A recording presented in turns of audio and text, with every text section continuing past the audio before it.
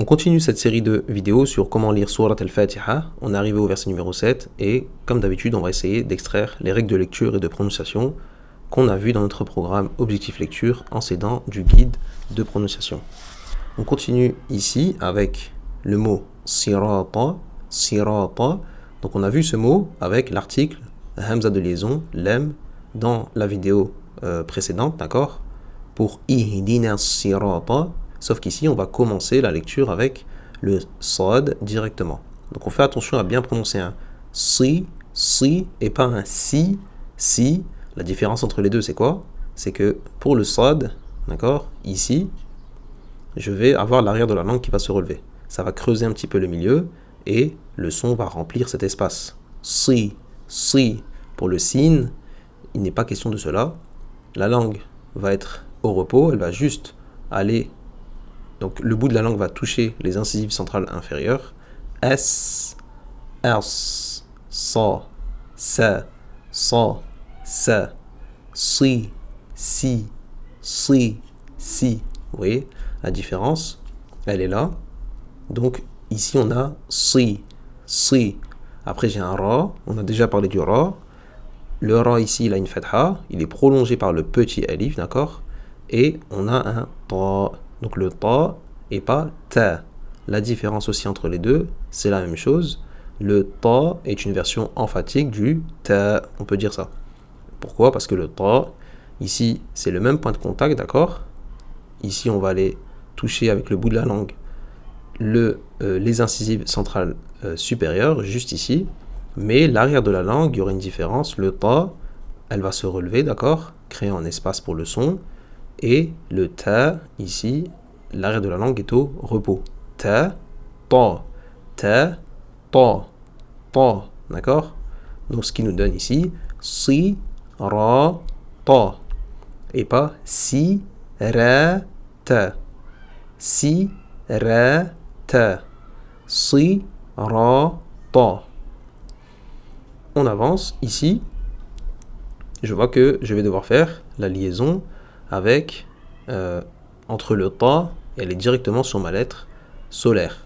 Donc comment je sais que c'est une lettre solaire? J'ai une shadda dessus. La hamza de liaison ici, elle ne sera pas prononcée. Donc ici, comme on l'a vu, lorsque j'ai ne serait-ce qu'une seule lettre avant mon article, d'accord, hamza lam, je vais directement passer sur ma lettre avec la shadda. Donc ici, siratal ladhina, d'accord? Donc j'ignore la hamza de liaison. Pour rappel, la hamza de liaison ici, c'est pas un alif. Le alif ne sert qu'à prolonger la lettre munie d'une fatha qui se trouve avant lui. La hamza de liaison, elle se trouve toujours au début des mots, d'accord? Le alif ne pourra jamais arriver au début des mots. Pourquoi? Car il a besoin d'une lettre dans le même mot, d'accord? Dans le mot en lui-même, avant, pour prolonger la fatha. Donc ici, siratal ladhina,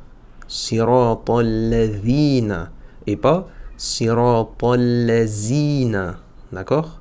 C'est différent. Le dhal ici a besoin que la langue vienne se positionner un petit peu entre les dents ou juste derrière et on fait vibrer les cordes vocales. Si vous mettez votre main sur votre gorge, comme ici, vous allez sentir les cordes vocales vibrer. D'accord? Dhal. Ici, c'est alladhina avec une kasra. Siratal ladhina.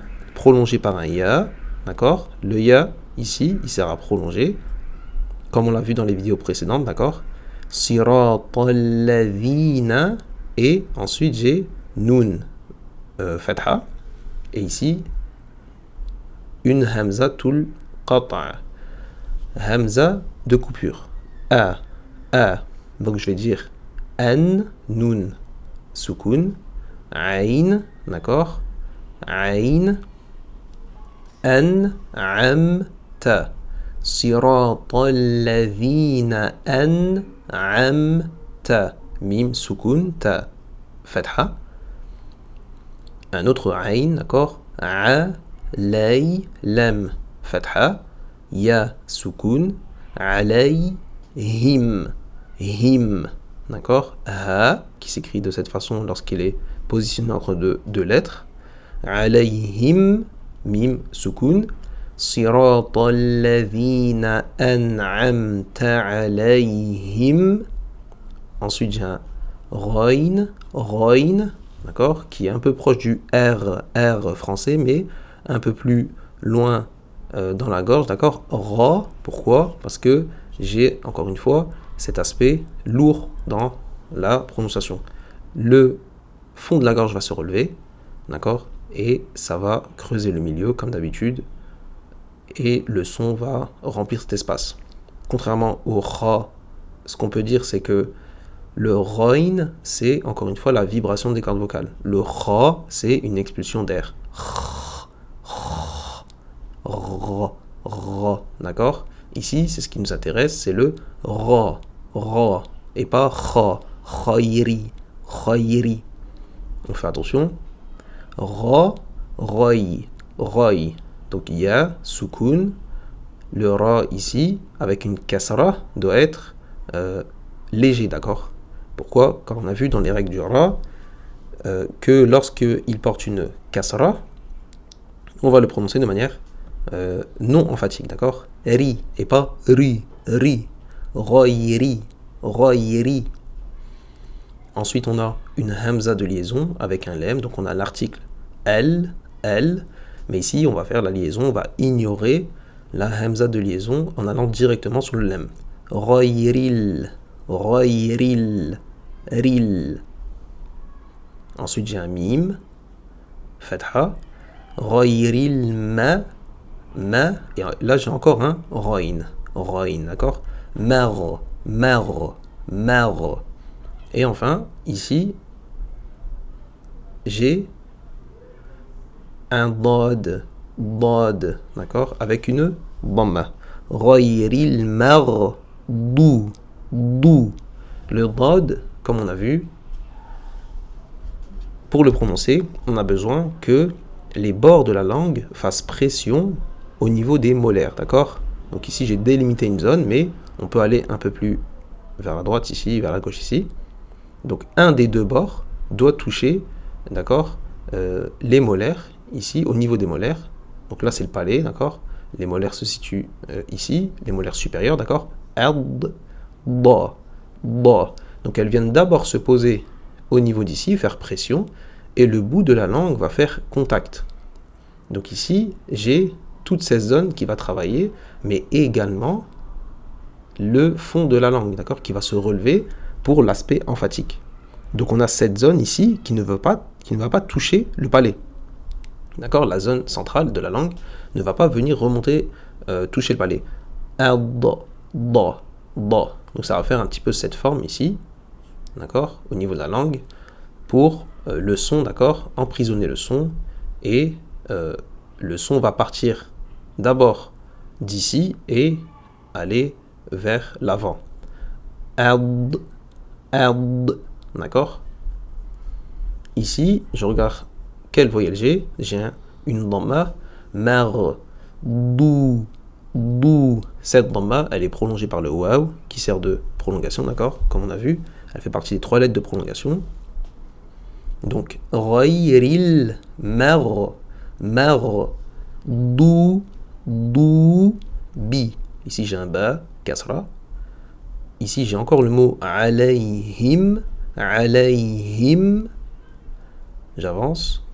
Waw, fatha, lam. D'accord, ici, j'ai bien le lam. Et le alif va venir en biais.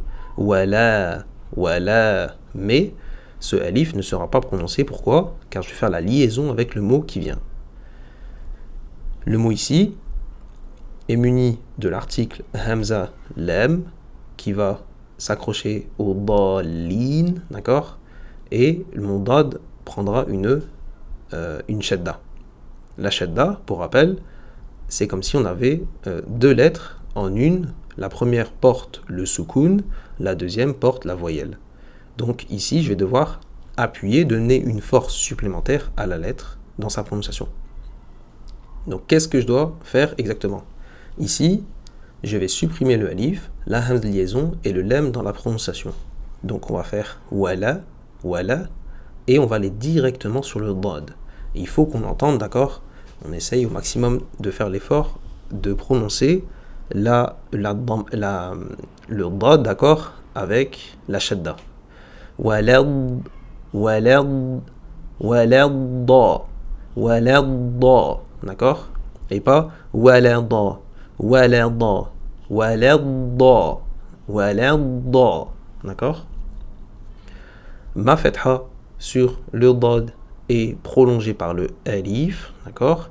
Et on a ce symbole, comme on l'a vu ici, on va le réviser, ce symbole qui indique que je vais devoir faire plus de 2 temps, d'accord? Plus de 2 temps, 4, 5 ou 6 temps lorsqu'on le voit. Ici, on regarde quel cas on a. On a un lem avec une shadda qui vient. Donc, qu'est-ce qu'on avait dit? On avait dit que lorsque j'ai un alif avec ce symbole et que juste après, dans le même mot, j'ai une lettre avec une shadda, je vais devoir faire une prolongation de 6 temps. D'accord? Obligatoirement, 6 temps. Qu'est-ce que j'ai ici? J'ai un dad, fatha, le alif avec le symbole de prolongation qui m'indique que je vais devoir faire plus de 2 temps. Et ici, c'est combien de temps? C'est 6 temps, car j'ai un lem avec une shadda qui vient juste après.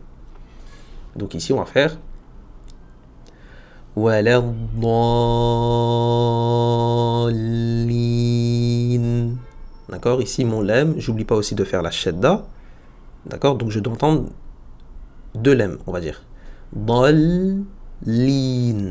Dallin. D'accord? Et la kasra du lem sera prolongée par un ya, d'accord, avec les 2 points, et on finira par un nun, soukoun. Pourquoi? Car, on avait dit, on le répète, lorsque j'ai ce symbole qui indique le numéro du verset et la fin du verset, je m'arrête dessus. Si je m'arrête dessus, même si j'ai une voyelle à l'écrit, sur la dernière lettre, je vais prononcer cette lettre avec un soukoun, d'accord? Si je m'arrête dessus. Donc ici, waladdallin. Si je reprends ici, siratal ladhina an'amta alayhim ghayril maghdubi alayhim waladdallin. D'accord? Au niveau des mots, je vais les répéter pour les mots avec des lettres lourdes, d'accord, lettres emphatiques. Sirata et pas sirata, d'accord, sirata et pas sirata. Après on avait ici, je vais pas dire khayri, khayri, ghayri, ghayril, je vais faire la liaison, d'accord, ghayril maghdubi. Et là, d'accord? Donc voilà pour ce verset. N'hésitez pas à revoir, d'accord, les vidéos pour vous entraîner. Inch'Allah. Alhamdulillahi Rabbil Alamin.